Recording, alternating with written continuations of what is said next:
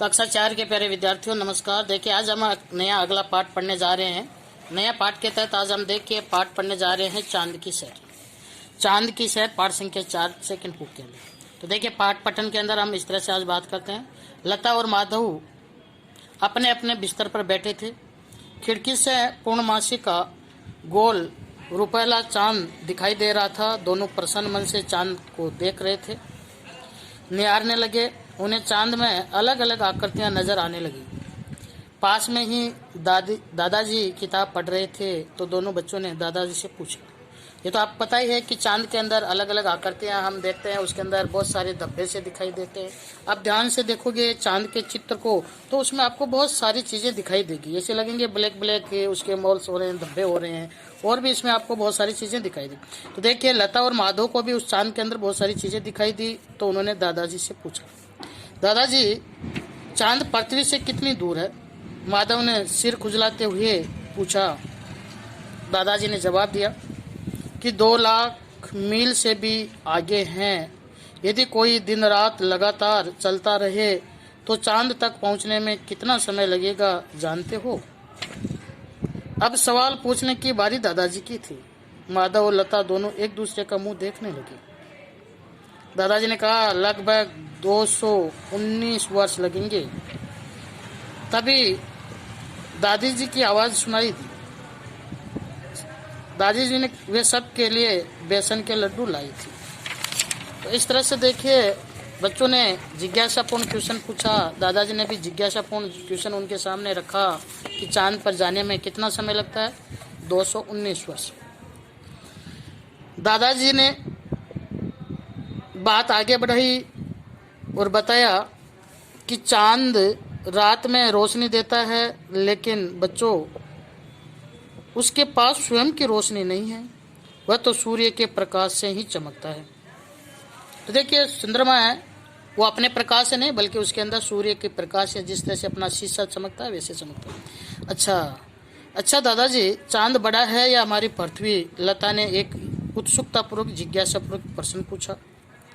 दादाजी ने कहा, चांद बहुत छोटा है, हमारी पृथ्वी चांद से 81 गुना बड़ी है, 81। दादाजी मुझे चांद पर कुछ पेड़ दिखाई दे रहे थे, क्या चांद पर हमारी पृथ्वी की ही तरह पेड़ पौधे हैं? माधव ने लड्डू मुंह में डालते हुए पूछा। चांद पर पेड़ पौधे नहीं हैं, पशु पक्षी भी नहीं है। पता है क्यों? क्योंकि वहाँ हवा नहीं है और हवा के बिना कोई प्राणी जिंदा नहीं रह सकता। चांद पर हवा न होने से हम किसी तरह की आवाज भी नहीं सुन पाते। लगता है जैसे बहरे हो गए हो, दादाजी ने बताया। फिर क्या है चांद पर? लता ने पूछा। दादाजी ने कहा, चांद की जमीन पर बहुत सी दरारें और गड्ढे हैं, क्योंकि चांद की जमीन ज्वालामुखियों से बनी हुई है। एक मजे की बात और बताऊं, चांद पर 15 दिन तक लगातार उजाला अर्थात दिन रहता है और 15 दिन तक रात रहती है। तो ये देखिए ये बहुत ही मजेदार बात है कि चांद के ऊपर 15 दिन का दिन होता है, 15 की रात होती है। फिर तो वहाँ मजे में खूब सो सकते हैं। दोनों बच्चे चहकते हुए यानी प्रसन्न होते हुए बोल उठे। देखिए ज्वालामुखी शब्द यहाँ आया। ज्वालामुखी का अर्थ क्या होता है? देखिए ज्वालामुखी वे पर्वत शिखर जिनसे बहुत गर्म आग जैसा चीज निकलती है, एक लावा जिसको कहते हैं, एक लिक्विड निकलता है बहुत तेज जलता हुआ सा, पहाड़ों के मुहाने से शिखरों से चोटने से, तो उस जगह को बोलते हैं ज्वालामुखी। तो इसी तरह से अब देखिए आगे बच्चों ने पूछा कि क्या वहाँ हम 15 दिन की रात है तो मज़े से सो सकते हैं? तो दादाजी ने जवाब दिया, अच्छा चलो अब तुम लोग सो जाओ, बहुत रात हो गई है। कल तुम्हें एक पुस्तक दूंगा, चांद की सैर, उसे पढ़ना और चांद के बारे में ढेर सारी बातें मालूम करना, जानकारियाँ प्राप्त करना। दादाजी ने दोनों को चादर उड़ाकर सुला दिया। सुबह उठते ही माधव और लता दोनों पुस्तक की ओर लग गए। दोनों ने आगे की कहानी पढ़नी शुरू की। चांद पर गुरुत्वाकर्षण शक्ति बहुत कम होती है। गुरुत्वाकर्षण शक्ति क्या होती है? देखिए धरती के अंदर एक ऐसी शक्ति है जो अपनी ओर वो खींचती है। हम कोई भी वस्तु ऊपर फेंकते हैं तो वापस जो नीचे आती है, तो यानी पृथ्वी उसको अपनी ओर खींचती है, उसको बोलते हैं गुरुत्वाकर्षण शक्ति। अब देखिए ये कौन सी शक्ति है? एक कंकड़ को आसमान की तरफ फेंको तो वह तेजी से धरती की ओर खींचा चला आएगा। इसे गुरुत्वाकर्षण शक्ति का 6वां भाग चांद पर है। जितनी तेजी से आता है उतना ही धीमी गति से चांद पे आता है। इसलिए देखिए, अगर हम किसी एक हाथ से उठाना चाहें तो आसानी से उठा सकते हैं। तुम हल्की सी छलांग लगाओगे तो भी लंबी दूरी लांघ सकते हो। ये सब चीज़ें वहाँ पर हो सकती हैं। अब देखिए, मुश्किल यह है कि चांद पर पहुँचा कैसे जाए।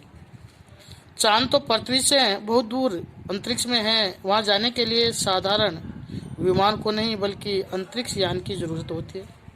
चांद पर हवा नहीं है, इसलिए आवश्यकता के अनुसार वहाँ हवा साथ में ले जानी पड़ती है। हाँ, एक जरूर बात है, अंतरिक्ष की यात्रा करने के लिए विशेष वस्त्रों की भी ज़रूरत होती है। वो भी हमें वहाँ पर पहनकर जाना पड़ता है। तो इस तरह से देखिए, ये चित्र के अंदर आप देखेंगे, ये चंद्रयान के यात्री का एक बहुत सुंदर तस्वीर है।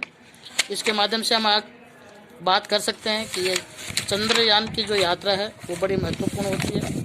अगले पेज पर देखिए, दादाजी ने बताया, अंतरिक्ष में जैसा भोजन नहीं किया जाता, अंतरिक्ष में वैसा भोजन नहीं किया जाता जैसा हम पृथ्वी पर हवा में करते हैं। वहाँ केवल शक्तिदायक पौष्टिक पदार्थ ही, गोलियां ही खा सकते हैं। प्यास लगने पर विशेष रूप से तैयार किया गया फलों का रस ही पी सकते हैं। हम अंतरिक्ष यान में चलते नहीं हैं बल्कि तैरते हैं, क्योंकि वह चुंबकीय शक्ति नहीं होती, इसलिए उसके अंदर हम तैरते रहते हैं। क्या आप जानते हैं चांद की ज़मीन पर सबसे पहला कदम किस व्यक्ति ने रखा था? तो देखिए, उसका नाम था नील आर्मस्ट्रॉन्ग, जिसने 20 जुलाई 1969 यानी 69 में चांद पर पहला कदम रखा था, क्योंकि इसी दिन अंतरिक्ष यान चांद के पास जा पहुंचा और इसमें 3 यात्री थे। आगे हम इसके बारे में अगले वीडियो में पढ़ेंगे। आज के लिए इतना ही। आज के होमवर्क में आप जो भी इसमें आया, चुंबकीय शक्ति क्या होता है ये अपनी कॉपी में लिखेंगे। इसके साथ साथ अंतरिक्ष में लोग क्या खा सकते हैं ये लिखेंगे। शक्तिदायक या ताकत देने वाले, ये सब शब्दार्थ जो साइडों में आए हैं, ये शब्दार्थ आज आपको अपनी कॉपी के अंदर लिखने हैं। आज के लिए इतना ही। अगले वीडियो में इस पाठ को हम आगे पढ़ेंगे। तब तक के लिए नमस्कार।